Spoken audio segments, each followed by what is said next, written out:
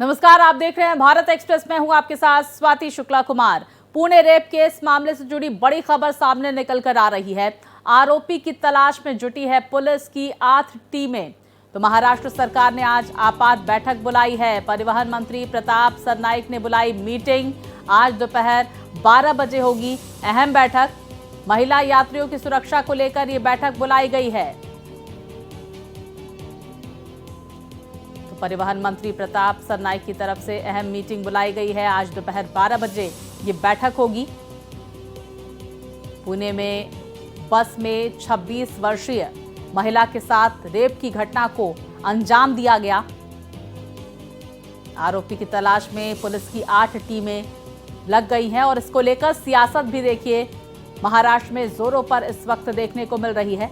वहीं परिवहन मंत्री की तरफ से महत्वपूर्ण बैठक बुलाई गई है। आज दोपहर 12 बजे ये अहम बैठक होगी। तो पुणे रेप केस मामले से जुड़ी बड़ी जानकारी सामने निकल कर आ रही है। आरोपी की तलाश में 8 टीमें जुट गई हैं।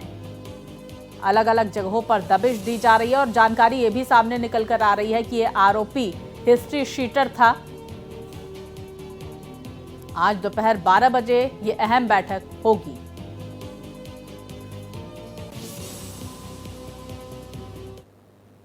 तो पुणे रेप केस के बाद एक्शन में महाराष्ट्र सरकार नजर आ रही है। Depot manager, traffic controller suspend किए गए।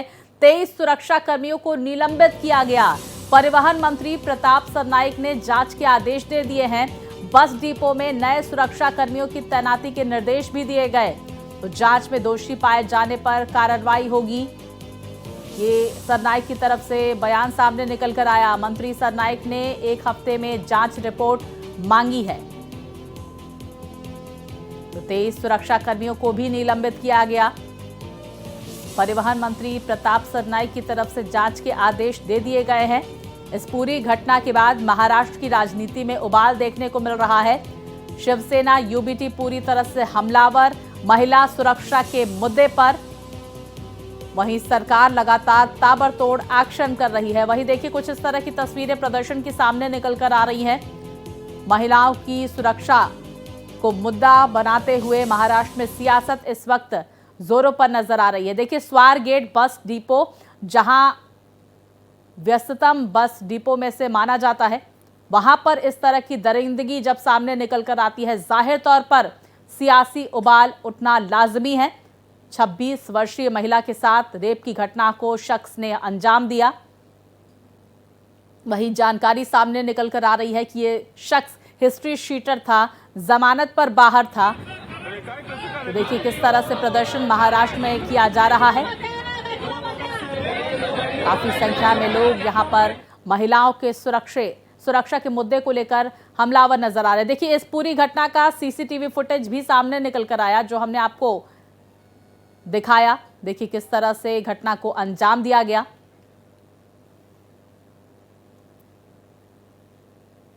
तो वहीं पुणे रेप कांड पर डीसीपी समार्तना पाटिल का बयान आया है। आरोपी चेहरे पर मास्क लगाया हुआ था। डीसीपी की तरफ से कहा गया, मास्क होने की वजह से पहचान में थोड़ी देरी हुई। बस स्टैंड पर घूमता फिरता रहता है आरोपी को जल्द गिरफ्तार कर लेंगे। डीसीपी की तरफ से प्रतिक्रिया सामने आई है।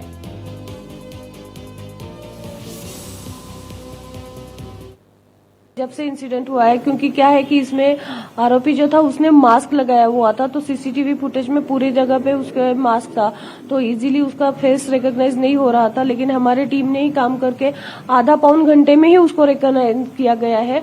और बाकी भी सबूत है उसके खिलाफ, वो भी हमें मिले हैं।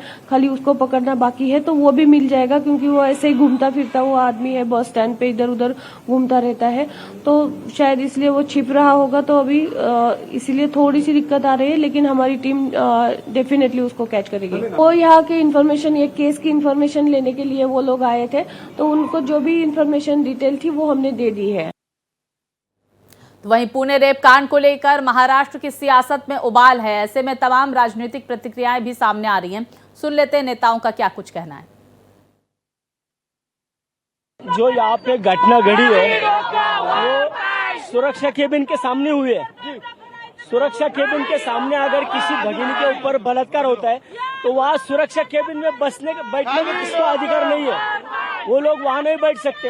पिछले समय से महिलाओं की शोषण की घटनाएं लगातार महाराष्ट्र में घट रही है और खासतौर पर फडणवीस जी के गृह मंत्री चलते लॉ एंड ऑर्डर की पूरी स्थिति जो है तहस नहस हो चुकी है और महिलाओं के भी शोषण के काफी मामले सामने आ रहे हैं।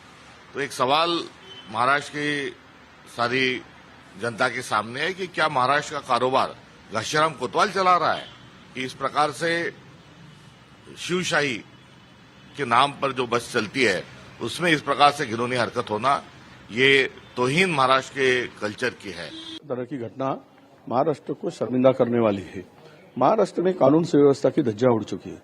क्या कर रहा है होम डिपार्टमेंट, क्या कर रहा है कि वहां की सीपी, हर तरफ पुनः में जिस तरह से घटना में बढ़ोतरी हो रही और महिलाओं के ऊपर अत्याचार हो रहा है, 20-20 सिक्योरिटी गार्ड होने के बाद भी ऐसी घटना घटती है, तो इसका अर्थ यही है कि कानून का धाक अभी गुनहगार के ऊपर रहा नहीं, ऐसे कृत्य करने वालों के ऊपर रहा नहीं।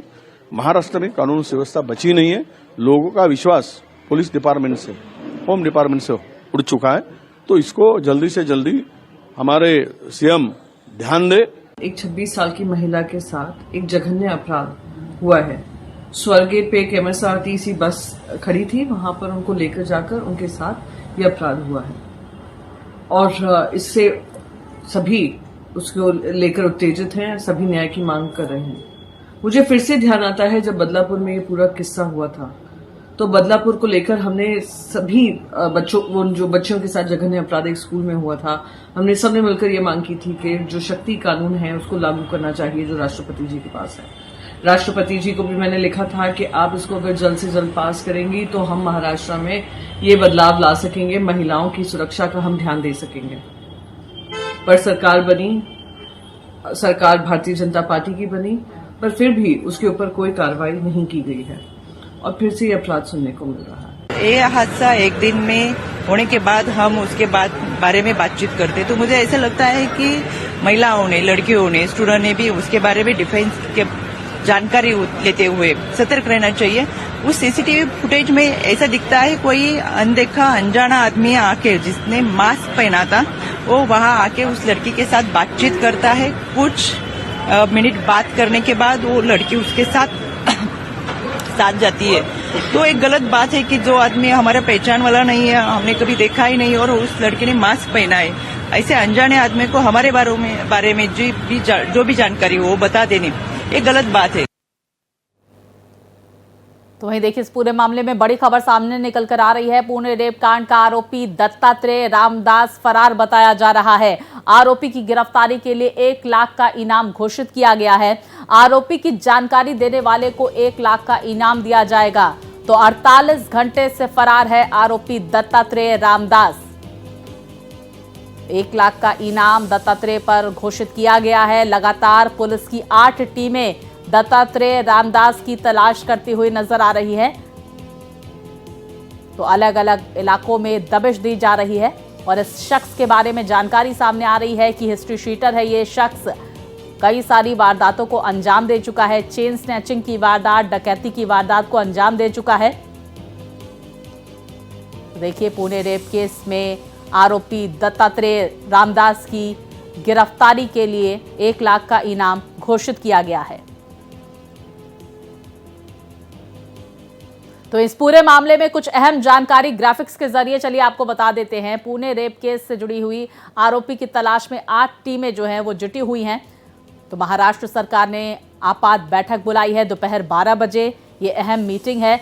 महिला यात्रियों की सुरक्षा को लेकर ये महत्वपूर्ण बैठक बुलाई गई है, क्योंकि महिलाओं की सुरक्षा के मुद्दे पर शिवसेना यूबीटी पूरी तरह से हमलावर राज्य सरकार पर नजर आ रही है, क्योंकि जिस बस में इस घटना को अंजाम दिया गया वो राज्य परिवहन की बस थी। तो देखिए, पुणे रेप केस जिस पे 8 टीमें जो है लगी हुई हैं, लगातार पूरे मामले की तफ्तीश कर रही हैं, अलग अलग जगहों पर दबिश दे रही हैं। अब चलिए ग्राफिक्स के जरिए कुछ अहम जानकारियां आप तक पहुंचा देते हैं। आरोपी का नाम दत्तात्रेय रामदास गाड़े बताया जा रहा है। युवती से दरिंदगी करके आरोपी फरार हो गया। आरोपी के नाम कई आपराधिक रिकॉर्ड दर्ज किए गए हैं। आरोपी के खिलाफ चोरी, चेन स्नैचिंग जैसे केसेस दर्ज किए गए हैं। पुलिस की 8 टीमें आरोपी की तलाश में जुटी हुई हैं। पीड़िता फलटण जाने वाली बस का इंतजार कर रही थी। ये जानकारी सामने निकल कर आ रही है। देखिए, सुबह के वक्त का ये हादसा बताया जा रहा है। वहीं आरोपी उसके पास आया और उसे सही बस तक ले जाने की बात कही। किस तरह से इस शख्स ने अंजाम दिया, ये हम आपको ग्राफिक्स के जरिए बता रहे हैं। शुरुआत में उसने अंधेरे में खड़ी बस में जाने से इनकार कर दिया, फिर उसके बाद आरोपी ने उसे सही बस में ले जाने का विश्वास दिलाया, भरोसा दिलाया कि वो सही आदमी है, सही बस में उसे लेके जा रहा है।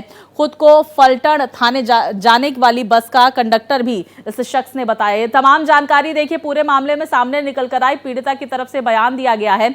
पीड़िता को दीदी कहकर आरोपी ने झांसा दिया, तो इस तरह से आरोपी की बात में पीड़िता आ गई। परिवहन मंत्री प्रताप सरनाईक की कार्रवाई भी अब देख लीजिए। पूरे कांड में किस तरह से एक्शन लगातार लिया जा रहा है, जहां पर एक महत्वपूर्ण बैठक भी बुलाई गई है और स्वारगेट बस स्टॉप पर तैनात 23 सुरक्षा गार्ड्स को निलंबित किया गया। ये बड़ी जानकारी देखिए सामने निकल कर आ रही है। डिपो मैनेजर और ट्रैफिक कंट्रोलर से फिलहाल पूछताछ होगी। इस तरह की जानकारियां भी सामने निकल कर आई। 1 हफ्ते के भीतर जांच रिपोर्ट सौंपी जाएगी। तो देखिए तमाम एक्शन लेती हुई यहां पर राज्य सरकार नजर आ रही है। दोषी पाए जाने पर बस अड्डा प्रभारी निलंबित किए जाएंगे, तो डिपो मैनेजर को भी तत्काल किया जाएगा निलंबित। ये भी जानकारी पूरे मामले में सामने निकल कर आ रही है। ताबड़तोड़ एक्शन यहां पर सरकार की तरफ से पुणे रेप केस के बाद लिया जा रहा है। अब पुणे रेप केस को लेकर गुस्से में अजीत पवार, जहां पर उन्होंने ये तमाम बयान दिया है। दुष्कर्म की घटना अत्यंत दुर्भाग्यपूर्ण है, सभ्य समाज के लिए गुस्से से भर जाने वाली ये घटना है। उनकी तरफ से ये बातें कही गई। वहीं आरोपी का अपराध माफी के लायक नहीं है, ये तमाम बातें उनकी तरफ से कही गई है। तो देखिए, मैंने खुद पुणे पुलिस कमिश्नर से मामले को लेकर बातचीत कही। अजीत पवार की तरफ से तमाम प्रतिक्रिया सामने निकल कर आ रही है।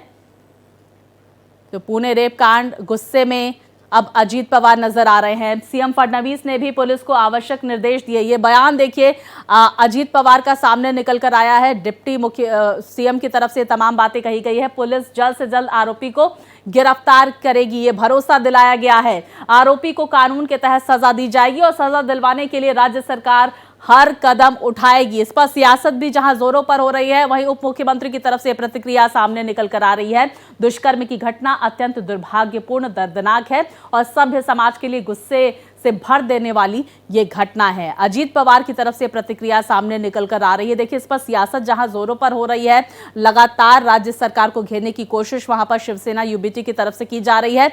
अब इस पर लगातार एक्शन हो रहा है। 8 टीमें पूरे मामले में गठित की गई हैं पुलिस की, जो अलग अलग जगहों पर दबिश दी रही हैं। विस्तार से जानकारी के साथ मेरे सहयोगी अभिषेक हमारे साथ जुड़ गए। अभिषेक, आपसे समझने की कोशिश करेंगे इस वक्त इस पूरे मामले में अपडेट क्या सामने निकल कर आ रही है। देखिए, इसमें 3 महत्वपूर्ण अपडेट जो है वो अलग अलग छोर से निकल कर सामने आ रहे हैं। पहली बात ये है कि पुणे पुलिस कमिश्नर की तरफ से ये बयान दिया गया है कि 8 अलग अलग टीमें यहाँ पर निर्देशित की गई है आरोपी को पकड़ने के लिए, जो दत्तात्रेय करके आरोपी था उसको पकड़ने के लिए, और उसे आइडेंटिफाई किया जा चुका है। और साथ ही साथ दूसरा बड़ा अपडेट ये है कि इस पूरे मामले में जो एसटी यानी स्टेट ट्रांसपोर्ट डिपार्टमेंट की तरफ से किया जाना चाहिए था, सुरक्षा गार्ड को निलंबित करने के साथ साथ उस समय ड्यूटी पे तैनात सभी अधिकारियों के खिलाफ जांच शुरू हो गई है। और तीसरा प्रमुख अपडेट ये है कि आज मंत्रालय में एडिशनल चीफ सेक्रेटरी यानी अपर मुख्य सचिव के तौर पर वहां पर एक बैठक ली जा रही है, जिसमें खुद एसटी जो स्टेट ट्रांसपोर्ट मिनिस्टर है वो वहां पर मौजूद रहेंगे।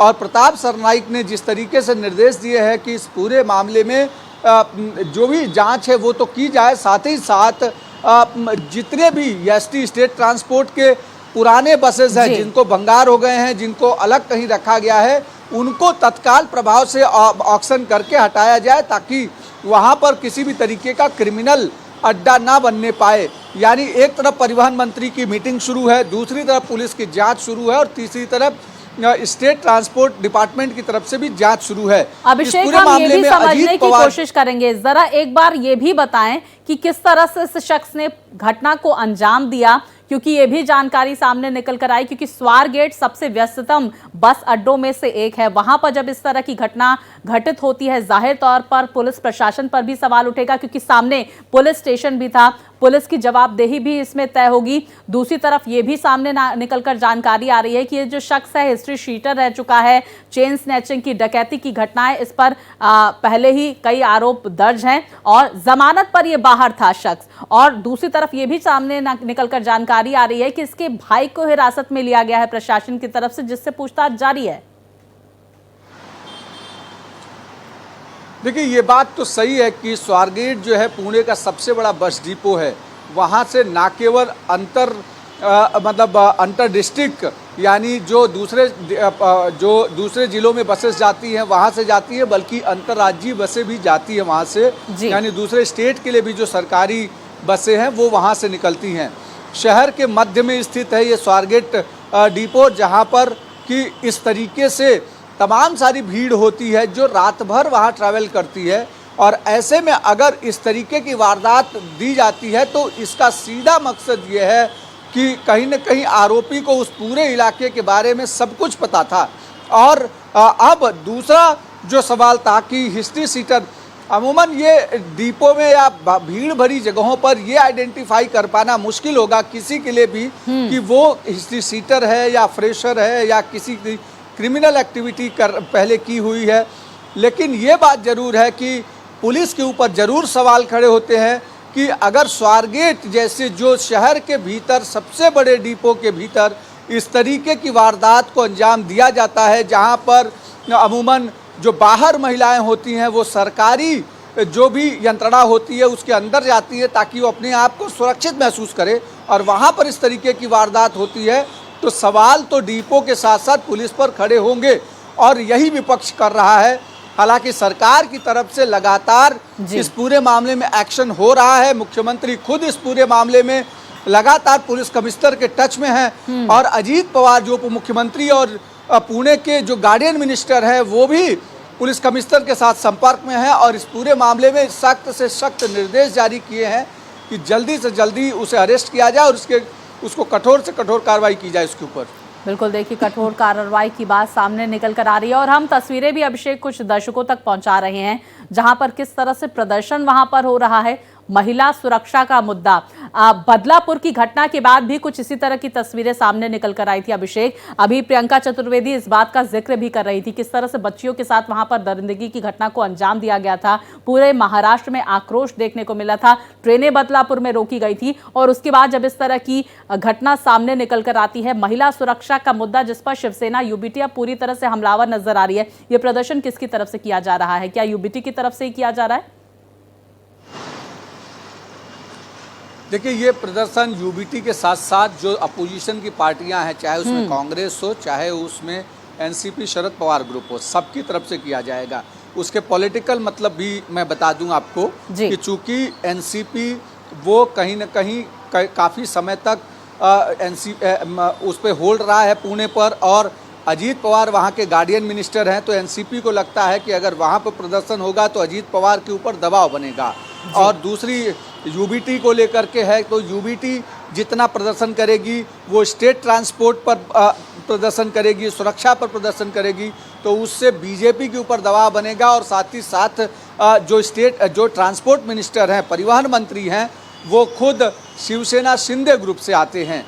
और कांग्रेस जितना प्रदर्शन करेगी वो सीधे बीजेपी के ऊपर और सरकार के ऊपर आक्रामक होगी कि लाडली बहन के नाम पे अगर आप 1500 रुपये देते हैं तो क्या लाडली बहनों को इस तरीके के व्यवहार के लिए छोड़ देते हैं? क्या इस तरीके की हरकतों के लिए उन्हें माफ किया जाना चाहिए? इस तरीके के तमाम सारे अलग अलग पहलू को लेकर प्रदर्शन कर रहे हैं।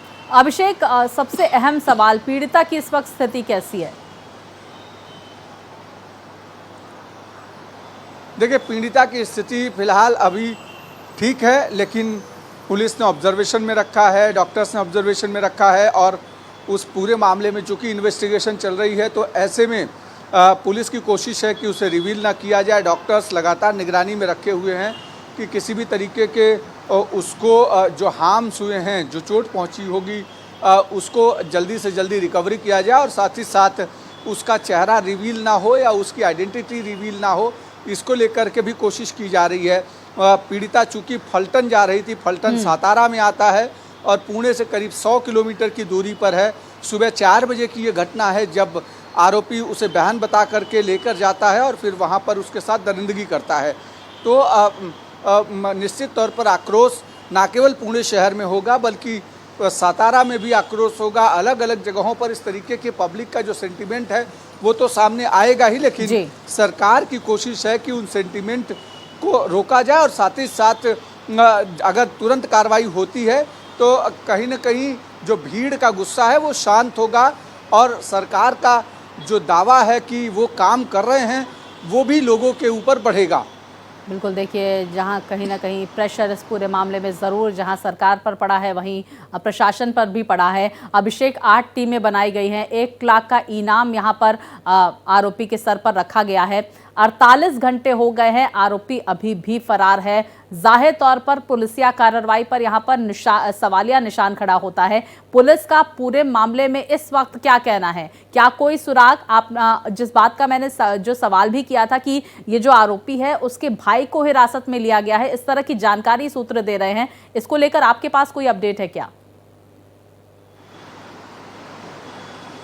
देखिए, पुलिस का दबाव तंत्र तो होता ही है। अगर उसके भाई को या उसके परिवार को हिरासत में लिया गया है तो उसके पीछे वजह यह है कि आरोपी अगर कहीं छिपा हुआ है तो परिवार के ऊपर दबाव बनने के बाद वो अपने आप को सरेंडर करेगा और इसलिए ये पूरा दबाव बनाया गया है। 8 टीमें अलग अलग दिशाओं में गई हैं। चूँकि वहाँ से 4 बजे किस तरीके से जा सकते हैं, CCTV किस तरीके की आइडेंटिफाइड किए जा रहे हैं, तो पुलिस अपना एक्शन कर रही है, लेकिन परिवार के ऊपर भी एक दबाव पुलिस बना रही है ताकि अगर परिवार चाहेगा तो आरोपी अपने आप को सरेंडर कर सकता है और आगे की जांच शुरू हो सकती है। आरोपी का चूंकि क्रिमिनल बैकग्राउंड है इसलिए पुलिस के पास उसकी सारी डिटेल्स हैं और इसलिए उसको जल्दी ही उसके परिवार को भी आइडेंटिफाई किया जा सका और उसको आइडेंटिफाई करना बाकी है कि वो कहाँ पर है और उसे जल्दी से जल्दी गिरफ्तारी हो। लोगों की डिमांड भी यही है और साथ ही साथ उसको कठोर शिक्षा हो, इस पर भी कठोर सज़ा मिले, इस पर भी लगातार पुलिस काम कर रही है। लेकिन अभी दबाव अपोजिशन की तरफ से बढ़ा है कि लाडली बहन योजना में आप 1500 रुपये दे रहे हैं और एक तरफ महिलाओं की और बहनों की सुरक्षा आप सुनिश्चित नहीं कर पा रहे हैं। तो ये सवाल तो जरूर सरकार से पूछेगी अपोजिशन और महाराष्ट्र की जनता और शायद यही वजह है कि सरकार के ऊपर ये दबाव जो है वो दिखने लगा है और लगातार मीटिंगों का दौर शुरू है। अलग अलग तरीके के एक्शन दिखे रहे हैं और सरकार की कोशिश है जल्दी से जल्दी आरोपी को गिरफ्तार किया जाए। बिल्कुल, कोशिश यही है सरकार की कि जल्द से जल्द आरोपी की गिरफ्तारी हो और इसी को लेकर बैठकों का दौर भी जारी है। पुलिस टीम अलग अलग जगहों पर दबिश दे रही है। 8 टीमें लगाई गई हैं। 1 लाख का इनाम आरोपी के सर पर रखा गया है कि जो भी इसके बारे में जानकारी देता है उसे 1 लाख का इनाम दिया जाएगा। हम एक बार फिर से अभिषेक उस घटना का जिक्र कर लेते हैं और महिला आयोग की तरफ से एक महत्वपूर्ण सवाल भी उठाया गया कि जो शख्स है वो मास्क लगाए हुआ था और उस शख्स के झांसे में आखिर ये महिला कैसे आ गई, क्योंकि 26 वर्षीय महिला की उम्र थी। सिर्फ दीदी कहने पर शख्स की बात में ये महिला आ गई और उसके बाद दूसरी बस में जाकर वहां पर बैठ गई। इस तरह की जानकारी सामने निकल कर आई। इस पर सियासत भी जोरों पर सामने निकल कर आ रही है। हम ये भी समझने की कोशिश करेंगे किस तरह से इस शख्स ने घटना को अंजाम दिया। सुबह के वक्त का ये मामला बताया जा रहा है जिसका आपने भी जिक्र किया। देखिए, महिला आयोग का सवाल करना लाजमी है, लेकिन आज की परिस्थिति में पहले पुलिसिया एक्शन बहुत ज़रूरी था। दूसरा, महिला आयोग की अध्यक्षा जो है वो खुद एनसीपी अजीत पवार ग्रुप की तरफ से आती हैं और एनसीपी अजीत पवार खुद पुणे के मंत्री हैं, गार्डियन मिनिस्टर हैं। तो कहीं ना कहीं ये एक सरकार की तरफ से रिवर्ट रिप्लाई है। अगर किसी महिला ने किसी व्यक्ति पर भरोसा किया तो क्या कि आज के बाद किसी महिला को किसी व्यक्ति पर भरोसा नहीं करना चाहिए था क्या? इसका जवाब पहले महिला आयोग को भी देना पड़ेगा। क्या महिला आयोग ये बताएगा कि इस प्रदेश में, जिसको कि पूर्वगामी प्रदेश कहा जाता है, फॉरवर्ड स्टेट पूरे देश भर में कहा जाता है, वहाँ पर और पुणे जहाँ पर ये वारदात हुई है उसे पूरे देश का सबसे बड़ा आईटी सेंटर कहा जाता है। अगर बेंगलोर के बाद कोई बड़ा आईटी सेंटर है तो पुणे है। और वहाँ पर क्या किसी महिला को किसी पुरुष से बात करनी चाहिए? क्या क्या उसके दबाव में आना चाहिए, क्या क्या बिल्कुल उसके कहने देखिए पर कहीं अभिषेक, रास्ते इस पर जा- सियासत जोरों पर हो रही है, लेकिन सबसे बड़ा ये सवाल है कि आरोपी की गिरफ्तारी आखिर कब होगी, जिस पर लगातार शिवसेना, यूबीटी और पूरा विपक्ष सरकार पर निशाना साधते हुए नजर आ रहा है। बहुत शुक्रिया अभिषेक, तमाम जानकारियां हमारे दर्शकों तक पहुंचाने के लिए। इस बड़ी खबर पर आप नजर बनाए रखिए। इसी के साथ इस बुलेटिन में फिलहाल इतना ही। खबरें लगातार जारी है, देखते रहिए भारत एक्सप्रेस।